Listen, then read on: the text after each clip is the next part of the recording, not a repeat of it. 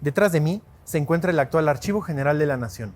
Pero este edificio, orgullo penitenciario de Porfirio Díaz, es quizá la estructura más siniestra de toda la Ciudad de México. Tras sus puertas se vivieron horrores de todo tipo.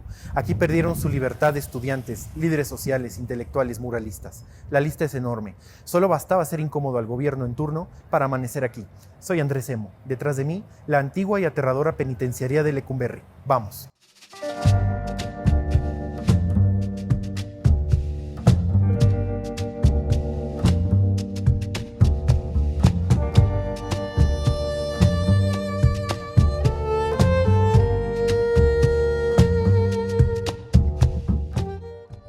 Las piedras cuentan historias, y vaya que este edificio las tiene.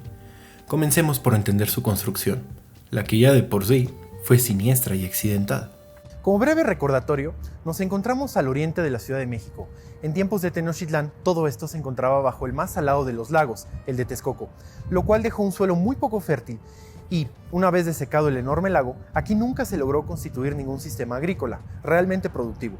Hasta antes del Porfiriato, la Ciudad de México era mucho más pequeña, desde luego, y en particular hacia el oriente había crecido muy poco, pues el suelo era bastante inestable y se preferían las tierras al poniente de la ciudad para crecer.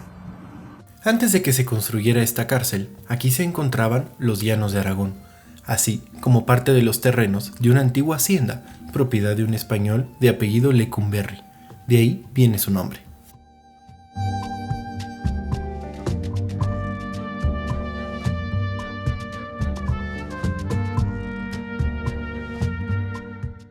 La obra de esta nueva cárcel fue impulsada por iniciativa del entonces presidente Porfirio Díaz y de su secretario de Gobernación, Manuel Romero Rubio. Uno de los datos más interesantes es que para la época, esta cárcel se construyó bajo los más modernos conceptos penitenciarios y que se consideraba en ese momento que cumplía dos funciones, preventiva y punitiva. Fue soñada y erigida como uno de los símbolos arquitectónicos más importantes del Porfiriato, encarnando el ideal regenerativo y positivista que caracterizaba la excesiva proliferación de prisiones en México en esa época. La ironía es que para el año de su cierre, en 1976, se había convertido en el signo mudo de algo que había que demoler. Lecumberri fue un cementerio de proyectos y vidas como ningún otro en México. Vamos a ver. En 1885 comenzó la construcción sobre los potreros de San Lázaro y la obra fue terminada por uno de los arquitectos preferidos de don Porfirio, Antonio M. Anza.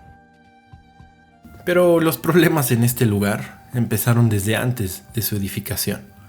El terreno se inundó varias veces, con aguas del Canal Nacional, que hoy conocemos como Gran Canal. Luego, y cuando ya estaba casi lista para inaugurarse, surgió otro problema, pues los muros de contención resultaron muy débiles para el peso de la obra y se terminaron derrumbando. Luego hubo problemas de hundimientos y deslizamientos de tierra. Fue una construcción muy problemática. Quizá era un pronóstico de lo que se venía. Pero finalmente, la obra quedó concluida. En 32.700 metros cuadrados debían caber 1.380 presos, 800 hombres, 180 mujeres y 400 menores, y cuyo costo final fue de 2.396.000 pesos con 84 centavos de la época. Claro que, durante toda su existencia como cárcel, siempre estuvo muy por encima de esa capacidad. La penitenciaría fue oficialmente inaugurada el 19 de septiembre de 1900 en una ceremonia encabezada por el propio Porfirio Díaz, donde irónicamente hablaba de este edificio como símbolo de modernidad y los nuevos conceptos de humanismo de su gobierno. Al siguiente día fueron trasladados los presos de varias cárceles antiguas, en particular de la cárcel de Belém. Y aquí una pausa, pues vaya que si Lecumberri fue un símbolo del horror, su antecesor representaba lo más lúgubre del sistema judicial. Belém era una cárcel famosa por sus abusos, sus terribles condiciones y su nulo respeto a la dignidad humana. La cárcel de Belém es una magnífica escuela de delincuentes, gratuita, obligatoria y sostenida por el gobierno, decían por ahí. La cárcel de Belém estaba, por cierto, muy cerca de donde hoy se encuentra el Centro Escolar Revolución, en la puerta del centro histórico de la Ciudad de México. Lecumberri fue construida como los reclusorios panópticos, ideados por el estadounidense Jeremias Bentham y caracterizados por la posibilidad de apreciar desde un punto central todo cuanto sucede al interior de la prisión y recíprocamente, pues desde las celdas puede percibirse dicho centro. El concepto fundamental era el estado de vigilancia permanente, tanto de los celadores a los reos, pero también al revés, pues todos constantemente podían observarse, en un estado de vigilancia perenne mutua. Pues bien, apenas abrió sus puertas esta cárcel, comenzaron sus oscuras historias. Uno de los primeros presos famosos de Lecumberri fue el general Francisco Villa, nombrado por el presidente Francisco I. Madero jefe de las operaciones en el norte. El general Victoriano Huerta recelaba del caudillo y lo mandó a llamar. Aunque Villa al principio se negó a la petición, debió atender la solicitud de Huerta, quien lo quería fusilar, pero un coronel llamado Guillermo Rubio abogó por él y fue internado en el Palacio Negro, aquí, en este de aquí. Pero Villa no podía estar aquí. Le fastidiaba el silencio obligado, le repugnaba la comida, le faltaba el sol. Lo que más le dolía era que sus cartas no le llegaban al presidente Madero. Lo irónico es que apenas un día después de poner en marcha un audaz plan de fuga y 4 meses después de su ingreso, fue trasladado a la prisión militar de Santiago Tlatelolco, de donde también se fugó en 1913. Sin embargo, quien sí logró fugarse de Lecumberri fue un soldado últimamente muy sonado y famoso, el general Felipe Ángeles, quien además salió disfrazado saludando a los celadores como si nada raro estuviera pasando. Aquí hubo gente que ahora es muy famosa. Después el Palacio Negro sería pieza fundamental de la historia nacional, pues aquí estuvieron encerrados José de León Toral, el asesino de Álvaro Obregón, José Revueltas, y años después llegó el famoso Goyo Cárdenas. Incluso David Alfaro Siqueiros estuvo aquí. Pero vamos con calma, porque a partir de este momento la historia se pone muy oscura en este lugar.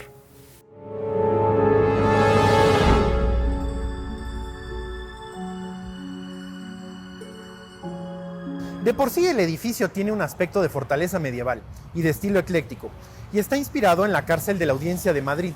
La prisión se organiza en una planta de estrella de 8 brazos para tener la visión panóptica, 8 crujías dobles de celdas. Uno de los presos más famosos de este Palacio Negro fue nada menos que David Álvaro Siqueiros, y estuvo aquí de 1960 a 1964. Pero el coronelazo no perdió el tiempo. El famoso pintor realizó aquí un biombo que fue utilizado para diversas obras de teatro que se realizaban en prisión. Una llamada Licenciado no te apures y La ruta del rebelde sin causa, ambas escritas por el también reo Roberto Hernández Prado. Les dije, esta cárcel era un lugar muy especial. Sobre el vestíbulo aún se halla una gran cúpula realizada en la remodelación de 1977 para convertir este edificio en archivo. En este lugar originalmente estaba una torre de hierro para la vigilancia de toda la penitenciaría.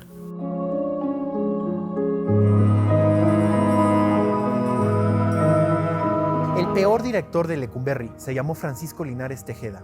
A él se le debe el haber importado de Estados Unidos los trajes de rayas. Él fue quien abrió el camino de la extorsión, la corrupción y la explotación miserable de los presos.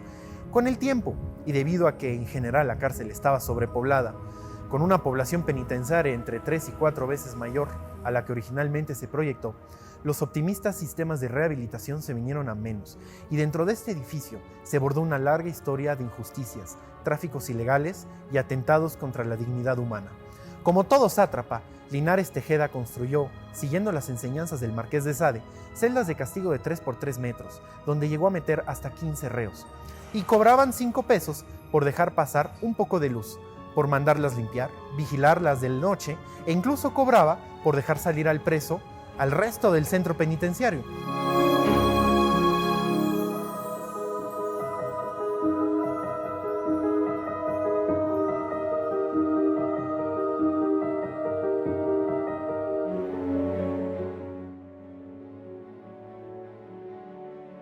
Entre sus muros estuvieron personajes tan célebres como Siqueiros, José Revueltas, Mercader, el asesino de León Trotsky, e incluso el luchador social Heberto Castillo.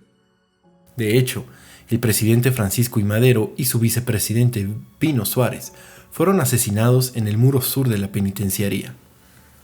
Este lugar y la tragedia siempre se han llevado muy bien. Así pasó el tiempo. México cambió y los espeluznantes sucesos de 1968 y 1971 en contra de los estudiantes y en general del pueblo de México obligaron al Estado a una profunda reflexión acerca del tratamiento de enemigos políticos y los motivos que llevaron a la pérdida de la libertad de numerosos intelectuales que el propio gobierno en algunos casos reclutó. Si podemos mencionar una fecha que cimbró al país y lo transformó para siempre, fue ese terrible 2 de octubre de 1968. Y así fue como el 21 de agosto de 1976 salió el último preso de este lugar, teniendo en cuenta su oscuro pasado y que representaba una realidad incómoda para el gobierno. El edificio de la antigua penitenciaría de Lecumberri se decidió demoler cuando fue desalojado y los reos trasladados a diferentes centros penitenciarios en la Ciudad de México. Pero en una de esas enormes ironías de la historia, se le dio una segunda oportunidad a este edificio. Pasó de ser una prisión donde los peores horrores eran cometidos, a un centro donde se resguardan los registros de los momentos más oscuros de nuestro país. Y el 27 de mayo de 1977, el presidente José López Portillo firmó un decreto para alojar al Archivo General de la Nación en este lugar. Incluso cuando quedó deshabitada, la primera reacción gubernamental fue demoler la antigua Lecumberri para crear, en los 80,000 metros cuadrados del predio, un jardín público. Algunos arquitectos e historiadores se opusieron, argumentaron que se trataba de una joya histórica y que, a pesar de lo sombrío de su pasado, reunía características excepcionales en su diseño y construcción. Luego de años de labor, en octubre de 1982, el Archivo General de la Nación quedó establecido en un solo punto, amplio y seguro, con lo que se cumplía, casi 200 años más tarde, el sueño de un virrey de la Nueva España. Y acaba una nota histórica, de esos que nos gustan en esta cuenta. Corría 1790, cuando el virrey Vicente Güernes Pacheco y Padilla, segundo conde de Revillagigedo, envió al rey de España un oficio en el que le solicitaba su venia para fundar un archivo general del Reino de la Nueva España, en el que se aglutinaron todos los archivos públicos y privados, civiles y eclesiásticos, de las distintas poblaciones urbanas del norte, centro y sur de nuestro país, con aquellos que la Secretaría del Virreinato había acumulado. Para evitar que las inundaciones, la humedad o el fuego dañaran los escritos, proponía que estos se guardaran en el Real Alcázar de Chapultepec que, hasta ese momento, servía de casa de campo a los virreyes, oficialmente, pero en la realidad estaba abandonado. Aunque el soberano español otorgó su anuencia, el proyecto jamás se llevó a cabo. Lo máximo que el conde logró fue que le mandaran una gran cantidad de papeles, un tanto inútiles algunos, de casi todas las ciudades importantes de la colonia, y que fueron almacenados sin la menor responsabilidad ni orden en los sótanos del Real Palacio, donde por cierto se dañaron en una inundación y un posterior incendio. Volviendo a la historia, aquí, atrás de mí, se resguardan los pocos archivos que quedan de la extinta Dirección Federal de Seguridad, que era la policía secreta del gobierno y que estuvo involucrada en decenas de desapariciones, sucesos muy dolorosos y sobre todo, su espeluznante participación en la tragedia del 2 de octubre de 1968 en la plaza de Tlatelolco de la Ciudad de México, a través del Batallón Olimpia. Quiero mencionar que hasta donde se sabe, muchos de estos terribles acontecimientos nunca quedaron aclarados. Aquí está documentada la represión a los estudiantes, a los muralistas, a los intelectuales, líderes campesinos, sociales y sindicales.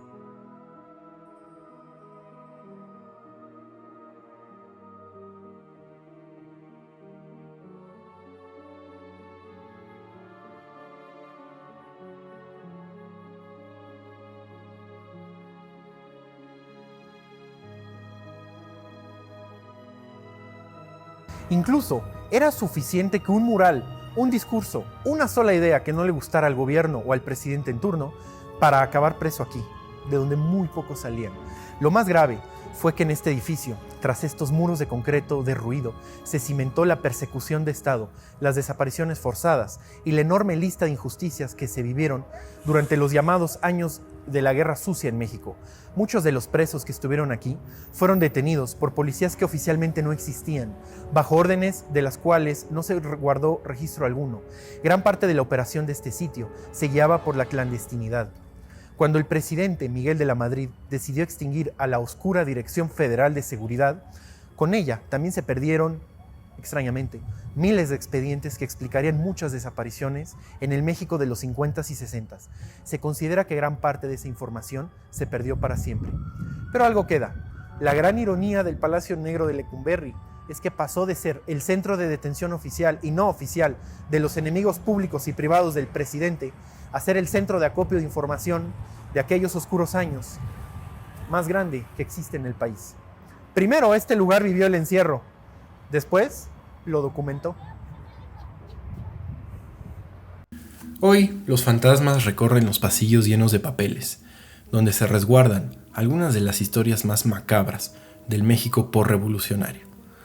Lecumberri se inauguró como un centro penitenciario novedoso, innovador de época, pero acabó sus días como un oscuro agujero, con historias aterradoras enclavadas en lo profundo del inconsciente colectivo mexicano, como prueba de la sinuosa y muchas veces siniestra relación del pueblo de México con sus dirigentes.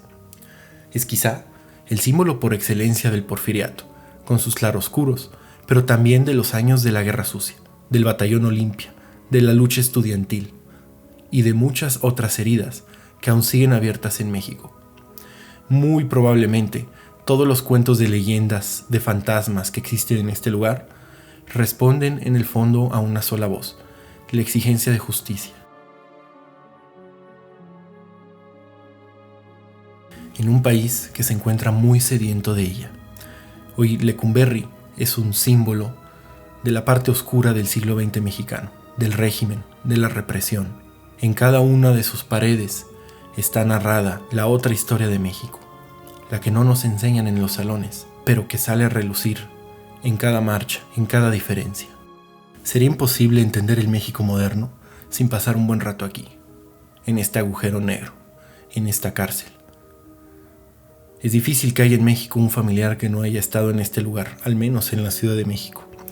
Y también es muy difícil que exista un expediente acerca de él, pues tenía sótanos, tenía lugares que oficialmente no existían. Aquí se instauró la represión policial. Aquí se oficializó la desaparición forzada.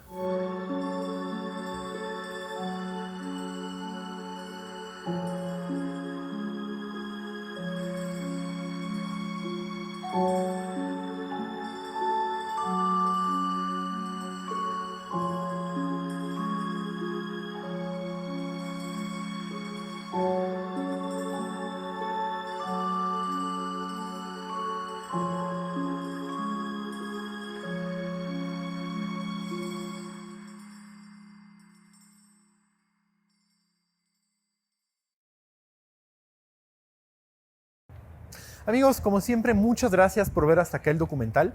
Soy Andrés Emo, me encuentran en Instagram como @semodron. Hasta la próxima.